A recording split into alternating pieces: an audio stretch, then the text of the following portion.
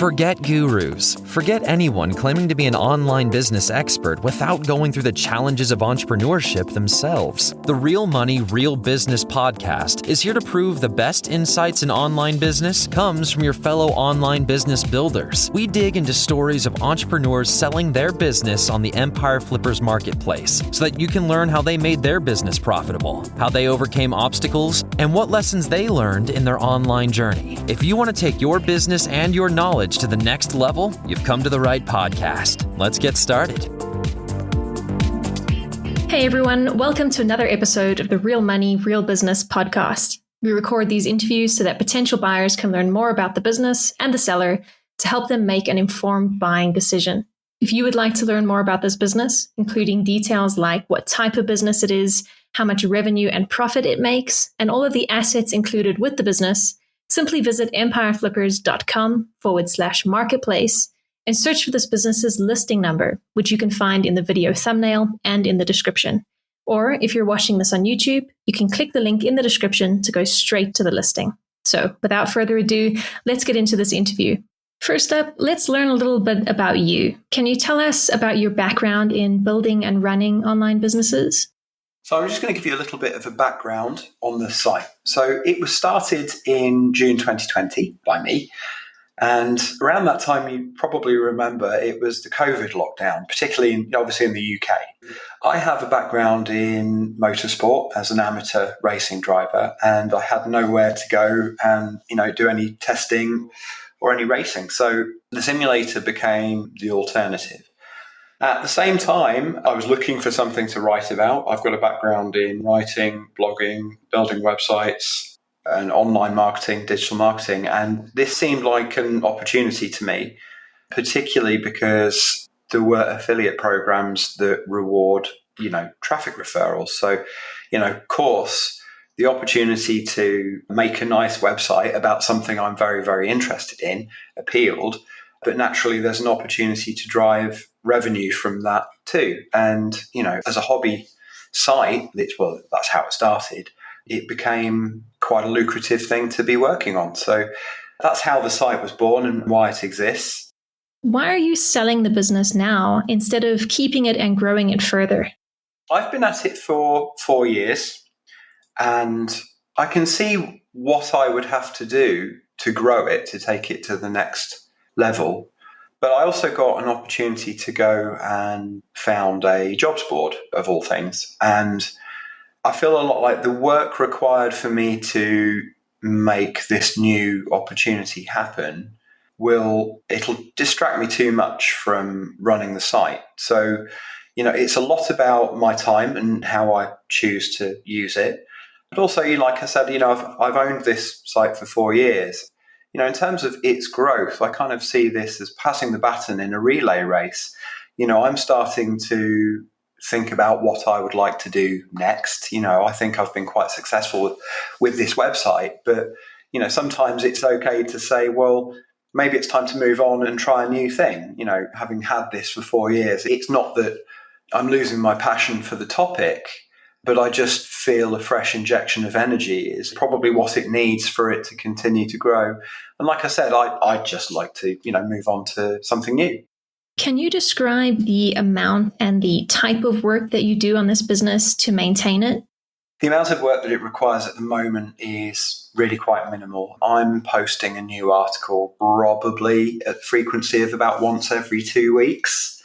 And an article for me takes a day. I could definitely be doing more. There's no doubt, if I was working more hours on this thing, I know that the traffic would grow.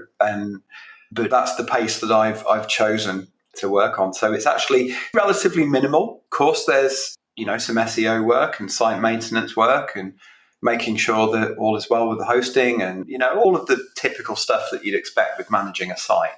But yeah, in terms of the type of work, so aside from the content creation and writing, there's a little bit of photography. I mean, it might be quite obvious from looking at the site that I use a Google Pixel 8 to take pictures, which is a really, really great camera, but it's very, very simple stuff at the moment. There's very little else that I can think of other than, looking ahead, thinking about what I'd like to write about using, tools to keep a bit of an eye on my competitors and sort of following the industry trends, particularly, what new products are coming to market. There's other work as well, which is very typical, I suppose, of an affiliate site.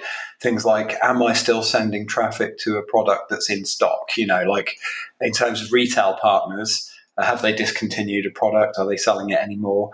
Do they have plenty in stock? Are there new retailers that I could onboard to send that traffic to? I use Thirsty Affiliates, so that has geo-targeting. So I could send, a click to a retailer in the US if it's US traffic, but also find a partner perhaps in Australia or the UK. But like I said, I think the current scale of the site, it's incredibly minimal, which I suppose, it does open up the opportunity to do something really interesting with it by just focusing more effort and more time on it. So if you were to keep this business, what are some of the ways you would try to grow it? Well, the obvious answer, of course, is more content. And, esports and gaming space is really big. There's always new software coming out. For example, Assetto Corsa Evo is about to drop. And that to me is a whole new beginner's guide at the very minimum. But I think looking at an opportunity like developing content, I think there's a big opportunity to develop the topics. So specifically, the site focuses, when it's talking about software, it tends to focus more on iRacing than, say, Assetto Corsa or AMS2 and the various other platforms that I cover on the site. So developing each one to be more in depth particularly in the software space, is great.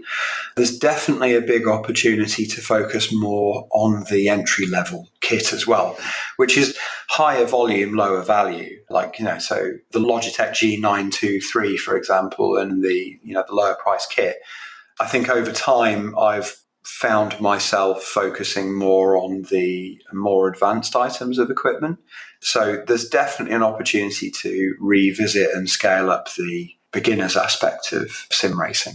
There's also an opportunity to develop the hardware side of it, particularly gaming PCs. So gaming PCs and gaming monitors, that's very high volume, an interesting opportunity to monetize. At the moment, that's all Amazon. I'm pretty sure that, particularly in the US, there are partners that could be found to help grow the revenue there and definitely grow the traffic with more, PC how-to stuff, testing new, hardware like GPUs, new monitors and things like that. The community side of it is something that I'd consider as well, like starting up a forum, which I think, given the traffic levels on the site at the moment, there's probably an opportunity to start to seed a forum and build a community that way.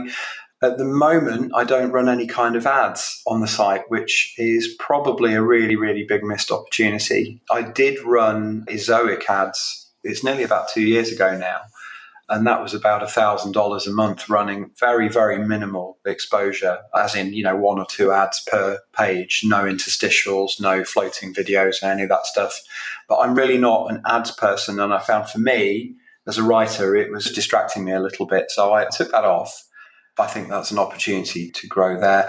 And building an email list as well. And again, it's probably, a really missed opportunity. I simply have never bothered to start collecting emails to tell people when I've got a new article out or to make other product recommendations or, to announce the launch of something new. I depend on Facebook, which again, got something like 4,300 followers, I think, on Facebook. And again, I think Facebook is a space that there's opportunity to grow audience, definitely, because I just post articles and links and things like that, get some engagement in more expert hands. There's definitely an opportunity there.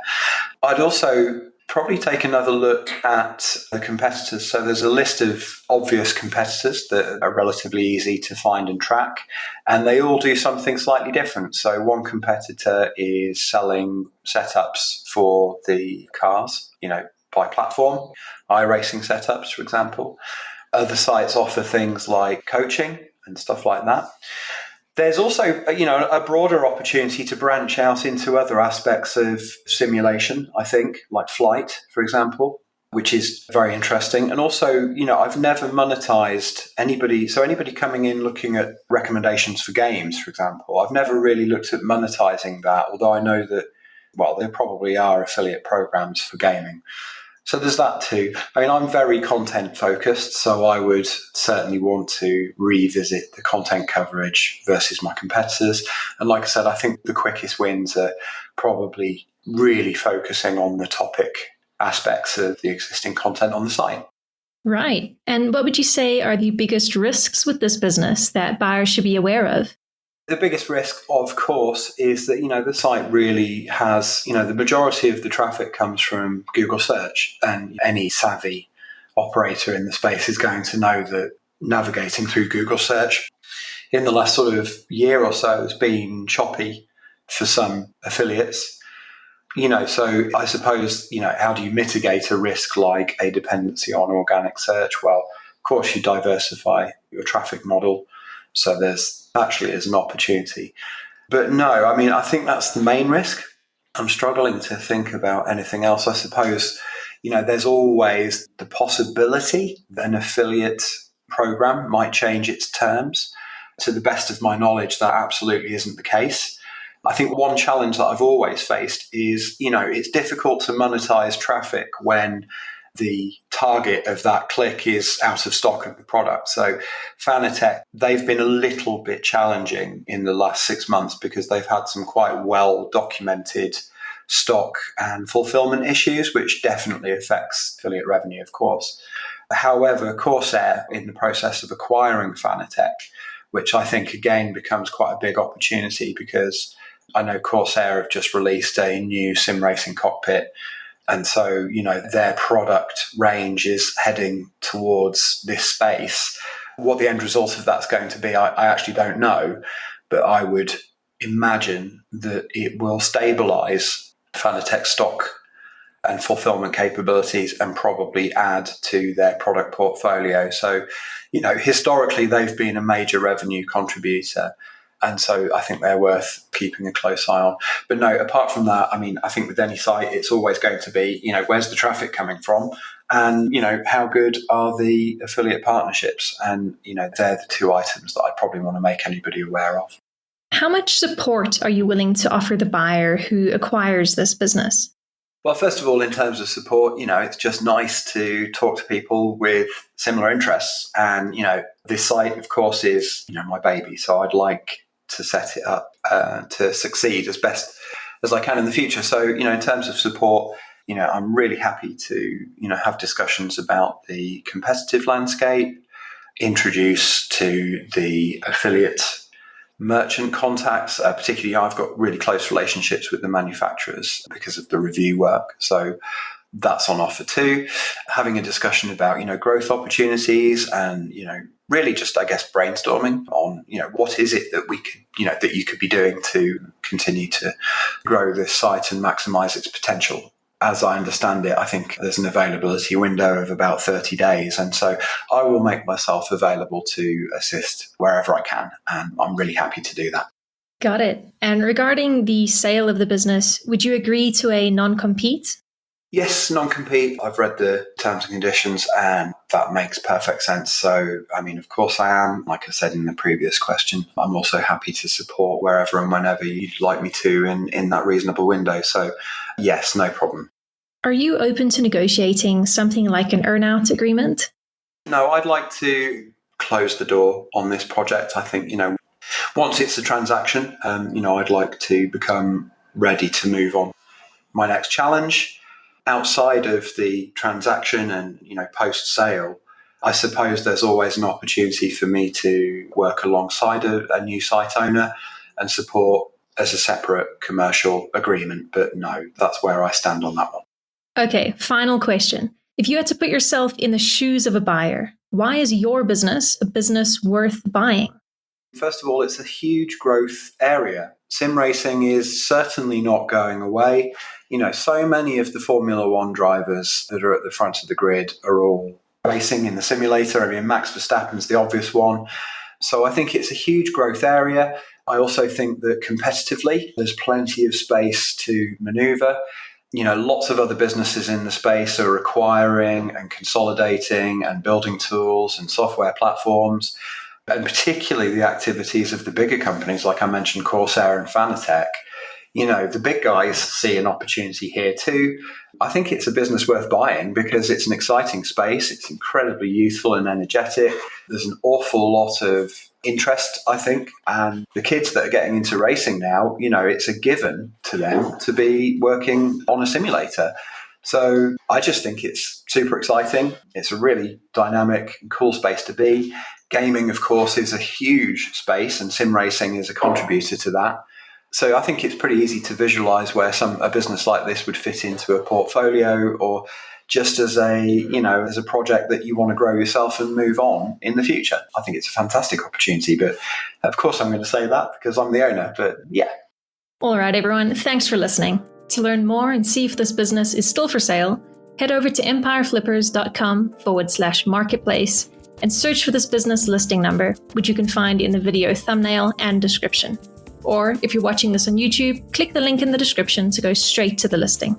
Once you've unlocked this listing, you'll find everything you need to know about this business. So, thanks for joining us. See you next time.